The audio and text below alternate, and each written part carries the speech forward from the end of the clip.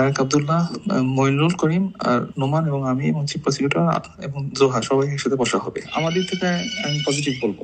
অডিওটি সাবেক প্রসিকিউটর সাইমুম রেজা তালুকদারের। তিনি কথা বলছেন জুলাই হত্যাযজ্ঞের মামলার এক আসামির পরিবারের সঙ্গে। আমি আপনাকে সরাসরি বলি, মঞ্জুরুলকে এর আগে আপনাকে কোনো হিন্টস দিয়েছিল কিনা? না। সাইমুমকে বলতে শোনা যায় মামলায় জামিনে মুক্ত করে দেওয়ার বিনিময়ে দিতে হবে 1 কোটি টাকা। মঞ্জুরুলকে একটা হিন্টস দিয়েছিলাম, যদি আলটিমেটলি একটা ব্যবস্থা করা যায় সব মিলে এক থাকবে, তারপরে সেটার মধ্যে ভেঙে ভেঙে। জানা যায় সদ্য পদত্যাগ করা প্রসিকিউটর সাইমুম রেজা টেলিফোন কথোপকথনটি করেছেন সাবেক সংসদ সদস্য এবিএম ফজলে করিম চৌধুরীর পরিবারের সঙ্গে, যিনি চট্টগ্রামে জুলাই হত্যাযজ্ঞ চালানোর মামলায় কারাগারে রয়েছেন। এখন 10-20 এরকম ভেঙে ভেঙে টাইম টু টাইম সেটা হইল।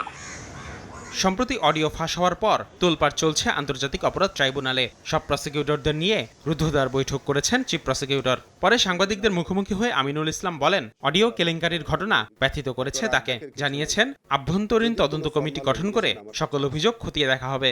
যদি কোনো ফর্মাল এলিগেশন আমার কাছে আসে, যা আইনানুগভাবে আমার যতটুকু ক্ষমতা আছে আমি তা সেই অনুযায়ী ব্যবস্থা নেব। চিফ প্রসিকিউটরের কার্যালয় থেকে একটা আভ্যন্তরীণ তদন্ত আমরা করব। এই পার্টিকুলার বিষয়ে তো তদন্ত করবই। 5 আগস্টের পরে আমাদের এই ট্রাইব্যুনাল গঠন হওয়ার পরে আমি সমস্ত বিষয় আভ্যন্তরীণ একটা কমিটি গঠন করে আমি সবটাই তদন্ত করে দেখব। এ ধরনের ঘটনা বিচার প্রক্রিয়াকে প্রশ্নবিদ্ধ করে জানিয়ে আনুষ্ঠানিক অভিযোগ পেলে সাবেক প্রসিকিউটরের বিরুদ্ধে আইনি ব্যবস্থা নেওয়া হবে বলেও জানান চিফ প্রসিকিউটর। এইরকম যদি কোনো বিষয় হয় তাহলে তো অবশ্যই আমাদের ট্রাইব্যুনাল নিয়ে প্রশ্ন উঠে।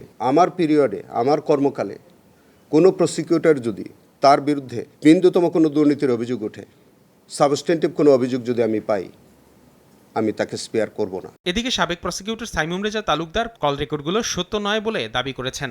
এটা যদি এরকম হয় তাহলে ঠিক আছে ভাই, আপনি যদি দাবি করেন যে আমি 14বার চাইছি, 14বারে কল লিস্ট দেখা তো হয়ে যায়। এদিকে প্রসিকিউশনের বিরুদ্ধে দুর্নীতির অভিযোগ ওঠায় বিচার প্রক্রিয়া নিয়ে শঙ্কা প্রকাশ করেছেন আসামিপক্ষের আইনজীবীরা। ট্রাইব্যুনালে চলমান 5 আগস্ট পরবর্তী মামলাগুলো পর্যালোচনার দাবি জানিয়েছেন তারা।